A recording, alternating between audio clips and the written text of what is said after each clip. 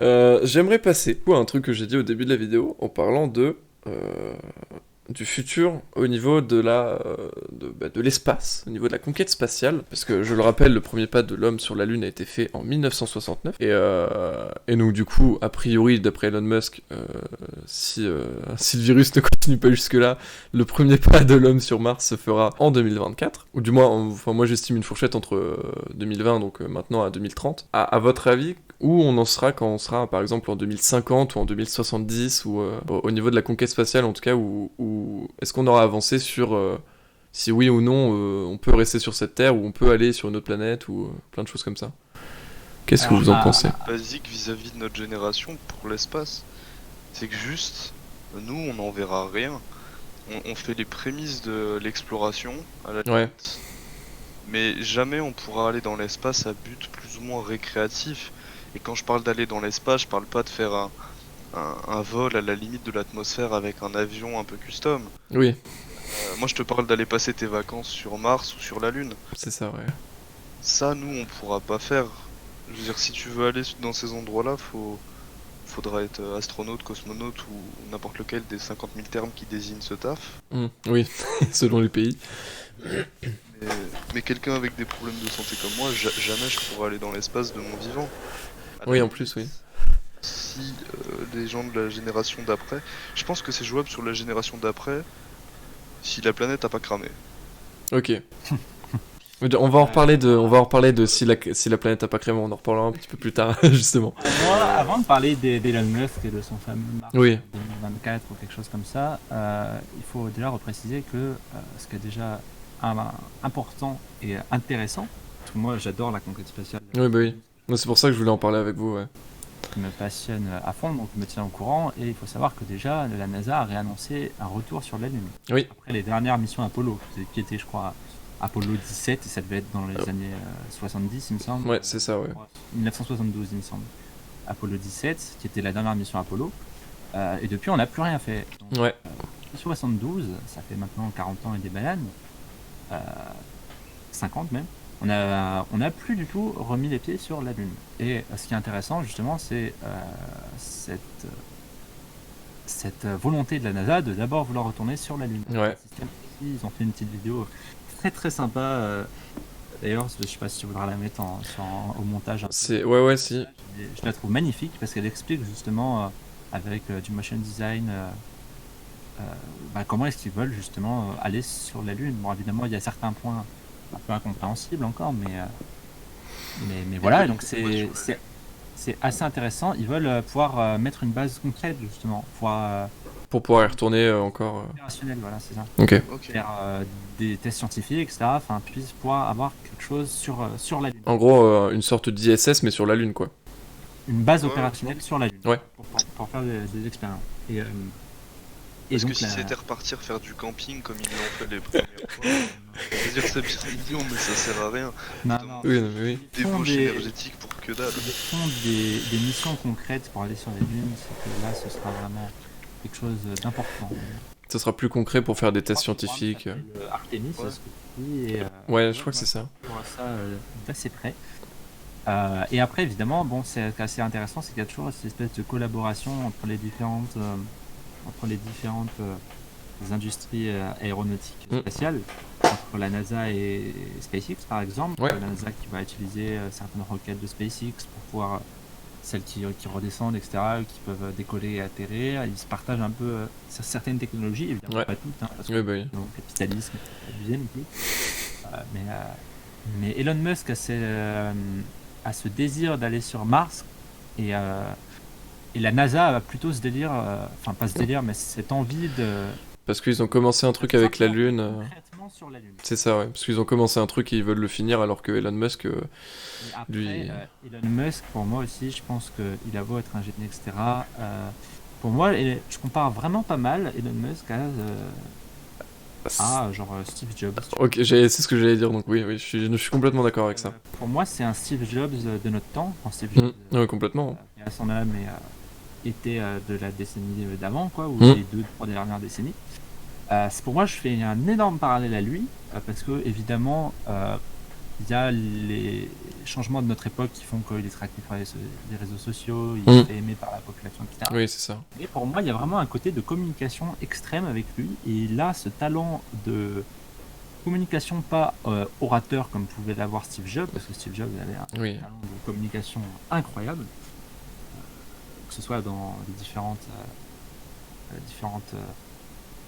les présentations des Keynote, projets, ouais. etc. Il y a les différentes keynotes, ouais. Et Elon Musk a ce travail de communication sur les réseaux sociaux assez incroyable. Il vend vraiment du rêve aux gens et il a l'image parfaite du PDG moderne. C'est ça. C'est pour ça que pour moi aussi, il faut faire attention un peu à ce qu'il dit parce que ça peut très vite être vu comme des informations acquises et dire qu'on va sur Mars en 2024. Oui, oui. C'est autant acquis que qu'on disait lorsque Retour vers le futur est sorti, on aura des overboards en 2015. Oui, voilà.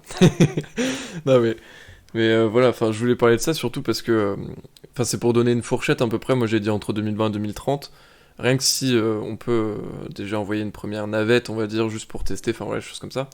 Mais est-ce que vous pensez, par exemple, on va partir loin parce que pour nous, on aura 100 ans, hein, mais en 2100, imaginez en 2100 que ça soit possible pour l'humain lambda, l'humain un peu riche qui a économisé pendant une dizaine d'années parce que c'est son rêve et qu'il construit des Lego SpaceX, d'aller faire en 2100, d'aller faire un petit tour dans l'espace. Est-ce que vous pensez que c'est possible? Et est-ce que ça vous fait pas peur dans le sens où si ça c'est possible, est-ce que c'est pareil, c'est très très loin, mais c'est le futur et en soi, quand on regarde sur la durée de vie de notre planète, c'est très très court. Et est-ce qu'en 2200, ce sera pas juste possible de prendre le bus entre. Tu dis, tiens, allez hop, je vais prendre un petit ticket de bus pour aller sur Mars, et puis tu y es en 2 heures, quoi. Quand on parle Possible, de mais la ça va peur, demander d'énormes adaptations technologiques en fait. Oui, mais après, justement. Changement de méthode de quand on production. parle de la peur du futur, pour moi, c'est un sujet qui me fait absolument pas peur. Pour moi, il y a que des avantages à pouvoir explorer, à pouvoir faire ça. Mm. Après, ce que tu me dis, le problème, c'est que si en 2100, pour moi, il faut voir à une échelle de temps à Ouais. laquelle il faut pas que ce soit justement un humain, il faut qu'un humain lambda n'ait pas à économiser 10 ans pour pouvoir faire un trajet comme ça, mais qu'il Ouais. faut débourser une somme Autant. respectable. Le but final de ça, c'est pouvoir justement avoir des espèces de cheminements, comme tu as dit, de bus, entre guillemets. Ouais. C'est plutôt Oui, enfin, je vulgarise, hein. transport commun à certaines limites, évidemment, parce que Oui. ce serait un peu débile de vouloir s'installer sur la Lune pour s'installer sur les Lunes. Oui. Vu les conditions de cas, ce serait franchement stupide. Après, évidemment, les lubies, tout ça. Oui. Tant qu'on n'a pas une planète où il y a des meilleures conditions, il n'y aura évidemment aucune émigration de masse Oui, bah oui, bien sûr, oui. vers d'autres planètes. C'est juste des à gros moins cailloux qu'on nous y pour l'instant, force. ce qu'on voit. Les seuls Oui, intérêts bien sûr. des transports normalisés vers la Lune ou Mars, ce serait des transports commerciaux, des transports de recherche et tout ce qui est recherche scientifique est plutôt commercial. Donc, Ouais. et touristes, mais tourisme, bon, voilà, ça dépend. Et du coup, pour moi, tu vois, au niveau du tourisme, oui, évidemment, il faudrait que ce soit cher. Parce que Oui. c'est beaucoup, il faut de la sécurité, enfin, dans tous les cas, il faut de la sécurité, mais il faut plus de sécurité, il faut plus d'adaptation, il faut plus de ci, plus de ça. Alors que pour des transports commerciaux ou de recherche, on pourrait mettre des tarifs moins mais plus. En gros, c'est un peu compliqué, mais ce que je veux dire, c'est que les entreprises auraient le moyen de se payer des recherches, ils ont des budgets, c'est pas pareil que des gens qui prennent le bus, entre guillemets, lunaire pour aller là-bas. Ouais. Il y a vraiment une dimension économique à ce projet qui est assez compliqué à entreprendre, et ça, seulement le futur nous dira Oui, c'est ça, oui. comment ça évoluera, mais la peur en soi de la conquête spatiale, pour moi, elle n'a pas lieu d'être, parce qu'il n'y a que de nouvelles choses à voir, et c'est comment on s'y prend qui peut faire peur. C'est comment est-ce que c'est la réaction sociale à ça qui peut nous faire peur, de sorte que arrivons à un point où la technologie nous permet de voyager n'importe où dans l'espace et qu'on trouve une autre planète, le rejet, ce serait le fait de délaisser complètement notre planète actuelle qui sera C'est ça, ouais. qui ferait peur. La réaction sociale et politique à certaines découvertes. Mm. Et la conquête spatiale en elle-même, pour moi, il y a que du bénéfice. Bah, après, Ouais, faut pas que ce soit une conquête au détriment de la planète. c'est ça, C'est voilà. aussi le seul moyen qu'on a de partir c'est de détruire tout ce qui nous reste, je suis pas sûr que ce soit la meilleure idée. Ouais, voilà. Ouais, voilà, c'est ça.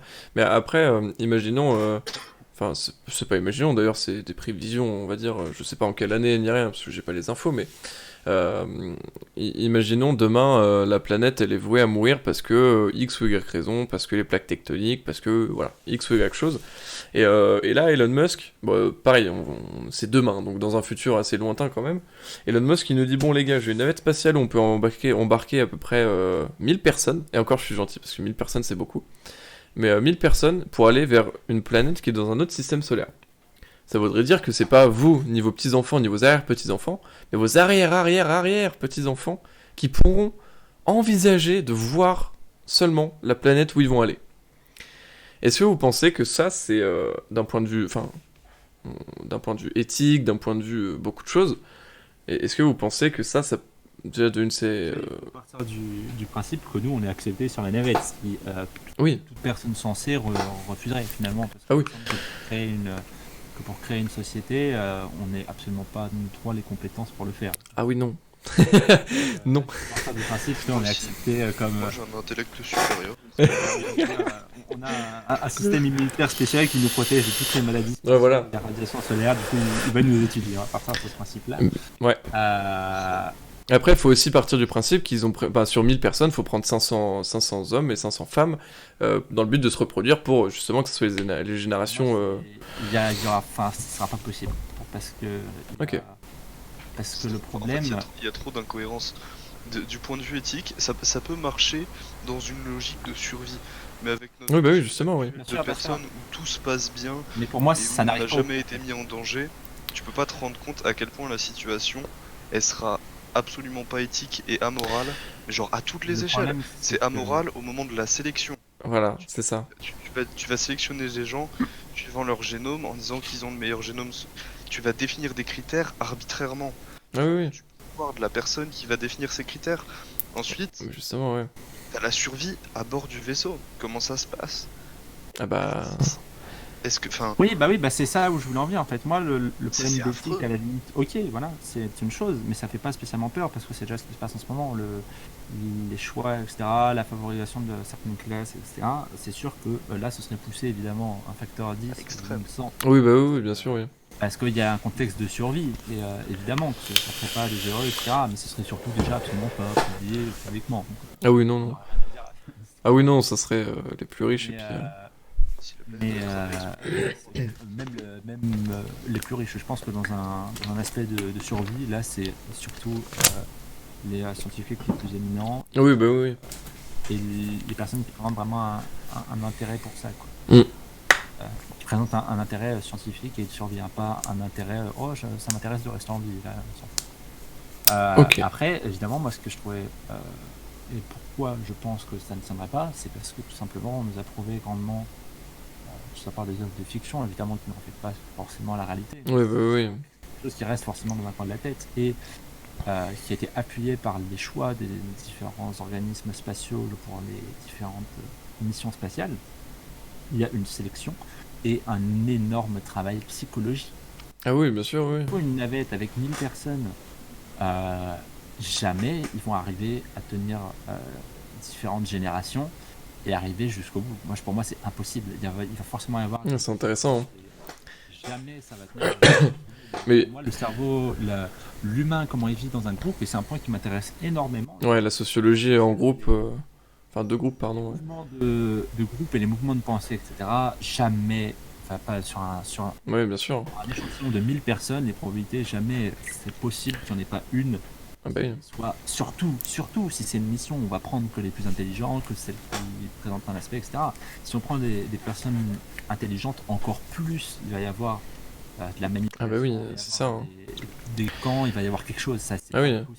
De toute façon, Pour moi, cette mission n'arrive pas au bout. tu peux pas mettre 1000 personnes dans un. Non, enfin, tu peux pas mettre une personne dans. Non, non. Tu peux pas. Le seul moyen viable, c'est genre soit passer par la cryogénisation. Bon, le truc où il fait froid là. Et cryogénisation, oui. Et Merci. il faut faire confiance à une personne pour rester debout, qu'elle fasse Ou un attention à ordi. tout le monde, hein. Ouais, bah ouais, tiens, parlons-en, tiens, les ordi, parce que moi, Justement, je voulais en parler de la cryogénisation.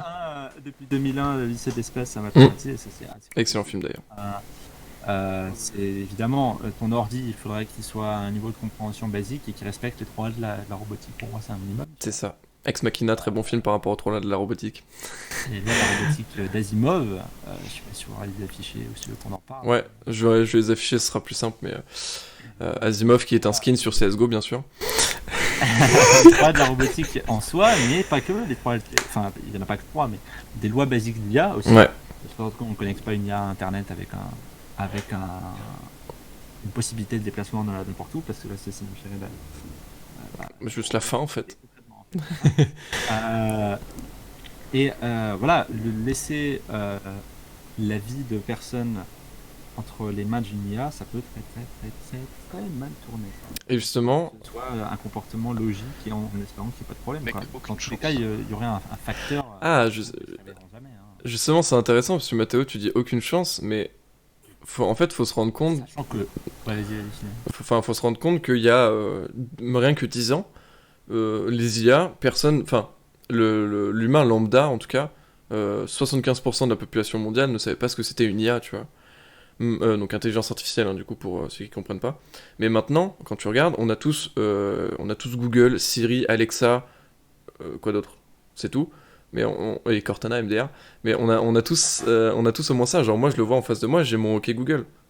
Stop. Stop. Voilà. Tais-toi. Tais-toi. Mais enfin voilà, et il faut se dire que en quand même une dizaine d'années à peu près, on a fait une grosse évolution sur ça. C'est-à-dire que même par exemple mes parents qui n'y connaissent absolument rien, et pourtant des fois ils utilisent son OK truc. Donc parce que j'ai pas envie que ça se redéclenche. Mais et donc du coup, est-ce que, enfin, vous pensez vraiment que ça serait possible que l'humain il se dise oh non non non, stop les intelligences artificielles, on en a marre, avant que les intelligences artificielles prennent le dessus sur nous dans le futur? J'étais en full ironie quand je disais qu'il n'y avait aucune chance qu'il se passe. Oui, oui. quelque chose de mauvais avec Ah, je m'en les doutais, justement, c'était pour rebondir. Mais le on truc, parle, c'est que genre, on n'arrive même pas à imaginer un futur. Est-ce que tu arrives à visualiser un futur où une intelligence artificielle ne tourne pas mal? Je veux dire, une super développée. Il y a qu'à réfléchir au nombre de théories. Au nombre de films. Non, mais Bah pas oui, que parce que. théories sur des intelligences artificielles qui sont. Mais genre. Ah! Moi oui, parce Mal que à la tête, à quel le- point. de ces films, c'est justement de sensibiliser à ce contexte. Et pour moi, il y a évidemment énormément de questions à ce sujet. Et rien qu'on parlait d'Elon Musk tout à l'heure, il a beau essayer d'être à fond technologie pour ces trucs et tout, et être très communicant et très sympa, il se pose des vraies questions aussi sur Oui, bien sûr. l'aspect de. Ça a été une des personnes avec d'autres. Mais ça a été une des personnes justement à dire que c'est pas possible, il faut faire très attention à ce point-là, quoi, justement. C'est ça. Laisser des IA prendre le dessus Bah. et paniquer. Et après, quand on parlait de voyage spatial avec tout ce cryogénisé, juste une IA qui s'occupe, même dans 2001, l'Odyssée de l'espace, il y avait quand même un mec pour vérifier. Oui, bien sûr. Dans tous les cas, pour moi, c'est pas possible qu'une IA fasse tout ce travail-là. Bah, lui et beaucoup d'autres, tu parlais d'Elon Musk justement avec la vague un petit peu de tous les scientifiques et les ingénieurs de la vague de Stephen Hawking, voilà justement. Ils font partie de ces personnes-là qui étaient en mode ok, on fait des produits, on crée des produits à base d'intelligence artificielle, que ce soit Elon Musk avec ses Tesla qui est complètement basé sur ça avec l'autopilote par exemple, c'est qu'un exemple, mais voilà.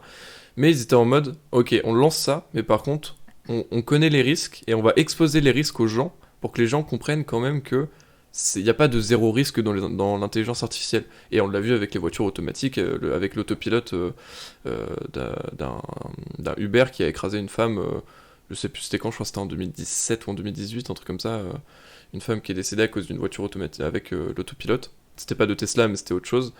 Et on voit très bien que du coup, ils sont en mode ok, on lance l'intelligence artificielle dans plein de choses, mais il y a toujours un risque que ça parte en couille, ou qu'il y ait une défaillance, ou que il y a une erreur. Ça, c'est pas un problème. C'est triste pour la dame, évidemment. Ah oui, bien sûr, oui. Je veux pas faire le mec Sans cœur. quoi, mais c'est absolument pas un problème, parce que dans le cas de l'autopilote, c'est quelque chose qui agit avec une certaine IA.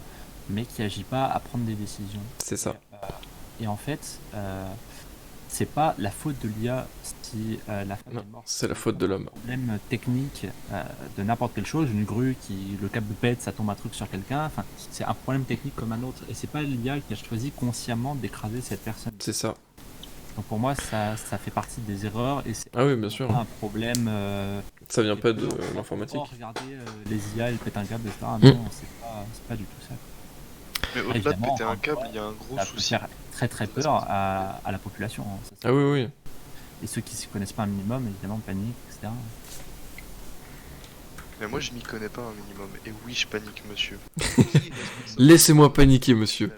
Les problèmes, voilà, c'est ça. L'énorme problème avec ça, et c'est toutes les questions qu'on se pose là-dessus, c'est le côté juridique et éthique de la chose. C'est ça, hein. Je suis absolument d'accord qu'il y a un énorme problème sur le choix de qui est en cause. Là, c'est sûr que ça se finit pas sur un constat gros. Oui, bah oui. C'est beaucoup plus compliqué que ça. Ouais.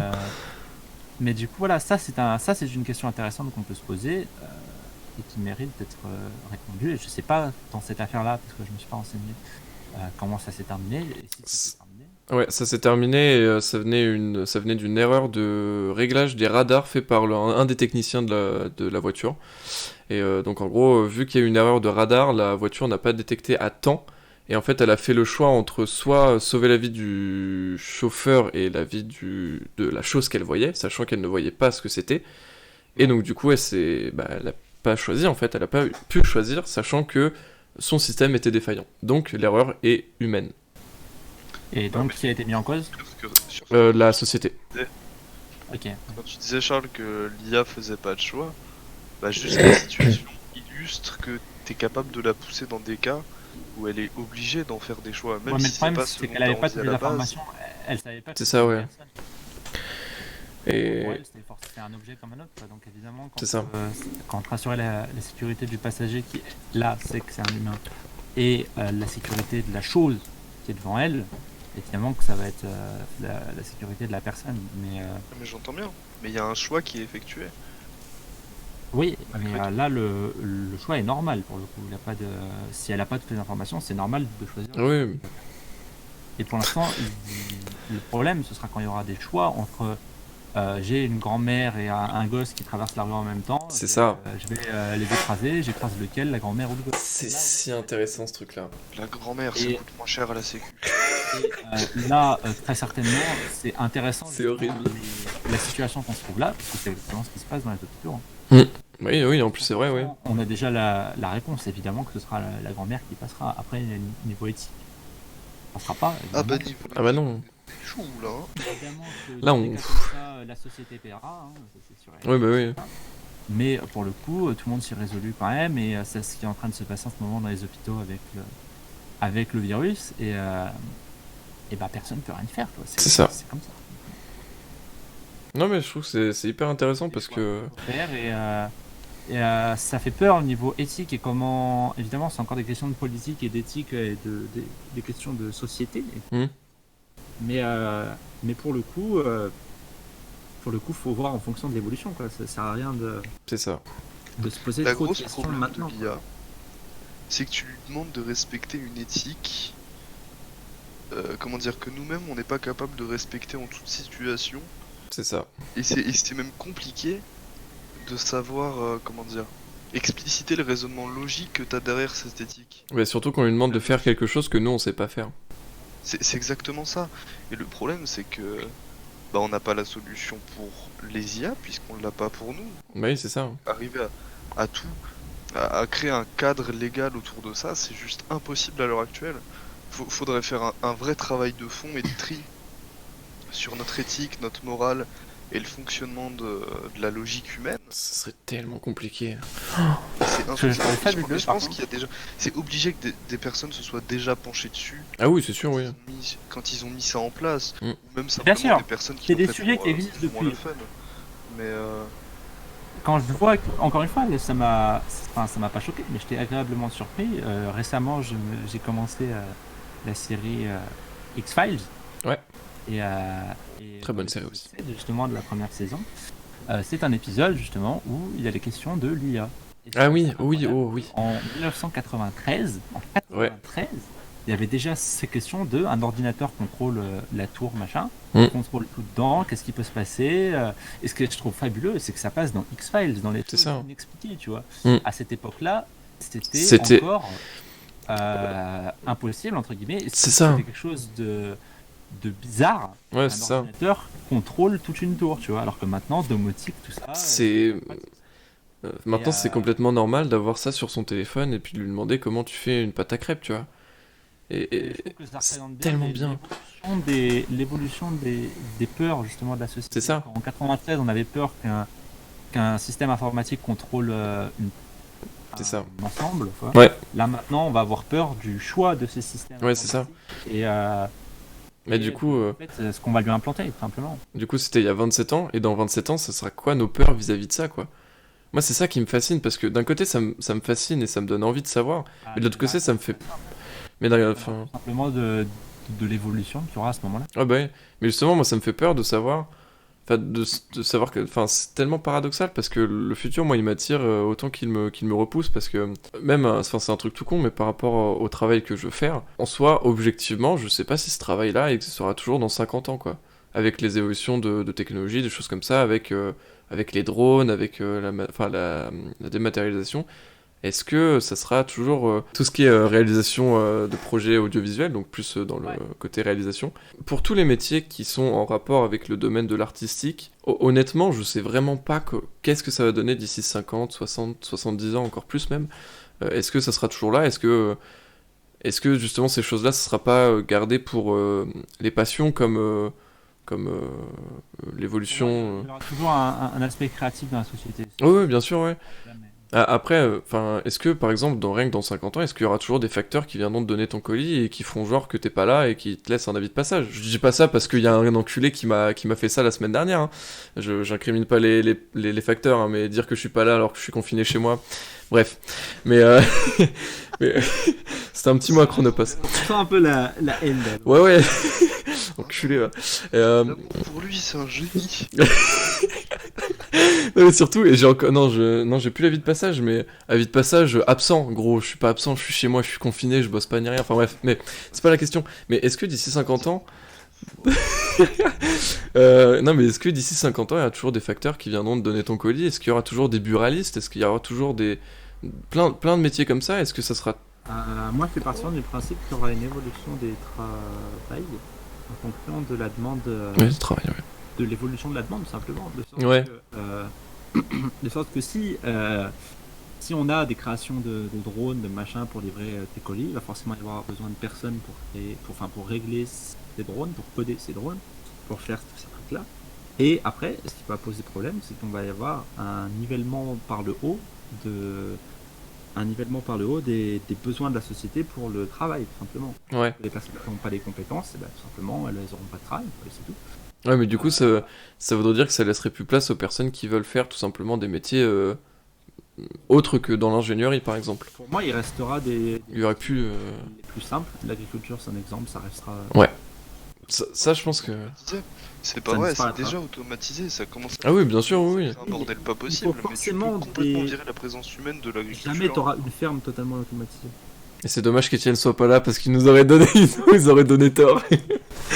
Mais pour moi, il y aura toujours des métiers basiques, mais il va y avoir une évolution de sorte que le milieu qu'on a maintenant, là, le milieu qu'on trouverait tous les métiers d'usine, ça va disparaître. Ok. Ouais, c'est intéressant parce que... Après, j'ai aucune solution. Ah oui, non, bien sûr, de toute façon... Après, tu parles de la disparition de métiers, par exemple, en usine. Je pense que tu fais référence à toutes les personnes qui sont à la chaîne. Genre, faut que tu te rendes compte qu'aujourd'hui... Il y en a plus tellement. Elles ont une problématique au-delà du coût qui pourrait potentiellement aller en diminuant. T'as des problématiques de place et de sécurité qui font que c'est pas toujours possible d'installer des bras robotiques dans les usines. Ah, mais et ça, du coup, t'as besoin de personnes pour faire des montages. C'est à eux de faire les changements. Enfin, je veux dire, il y a de la modernisation de l'entreprise aussi. Ça, c'est juste leur choix, eux. C'est eux qui décident de tout rénover, de se moderniser, et c'est ce que font certaines entreprises en réévaluant leur budget, en repartant sur les évolutions de la modernisation, en rechangeant leur réseau, etc. Mais c'est sûr que oui, mais ça c'est juste le choix de l'entreprise, c'est pas un choix Oui, oui. social de est-ce que le boulot va disparaître, pourquoi, bah non, j'ai encore mon boulot, parce qu'il n'y a pas de place, non, c'est parce que l'entreprise a décidé de pas dépenser cet argent tout de suite et de garder ça, même si ça aide moins, même si ça... Enfin, c'est pas que ça aide moins, mais je veux dire, même si c'est moins pratique, même si ça fait moins de production, mais c'est juste une question d'économie et de rentabilité, tout simplement. Mm. Mais après, Qu'est-ce que enfin, tu fais de toutes ces personnes qui n'ont pas de taf? Ah Je bah veux c'est dire, ce que j'ai dit, socialement, j'ai pas de solution. Donc, l'enjeu social, c'est beaucoup trop intéressant. bah oui, hein. Euh, je vais parler de manière extrêmement logique. Je pense que si je venais à diriger un pays, et oh là là, je me le souhaite pas, je trouve que ce serait 1000 fois plus intéressant de laisser toutes ces personnes qui sont à la chaîne avoir un métier et travailler et juste avoir leur vie et la faire de leur côté sans venir m'embêter H24 plutôt que de booster une rentabilité qui de toute façon ouais, mais le problème ne servira qu'à 5% de ta population. Oui, c'est vrai, hein. c'est De pas une, au c'est chef pas d'État de juste, décider ça. et de deux, tu vas créer un bordel monstre dans ton pays. C'est genre tu vas aller d'émeute en émeute, Oui, mais le problème, c'est c'est que infâme. le chef d'État a aucun pouvoir là-dessus. L'évolution scientifique, elle avance sans qu'il ait rien à y faire. Et c'est au chef d'entreprise, c'est à n'importe qui de faire le choix de pouvoir automatiser. C'est Macron a aucun pouvoir sur comment quelqu'un doit gérer son entreprise. Bah go voter de Napoléon et dictature V2. Macron ou n'importe quel président Oui, qui oui, bien sera sûr. à ce moment-là au pouvoir. Oui, bah oui.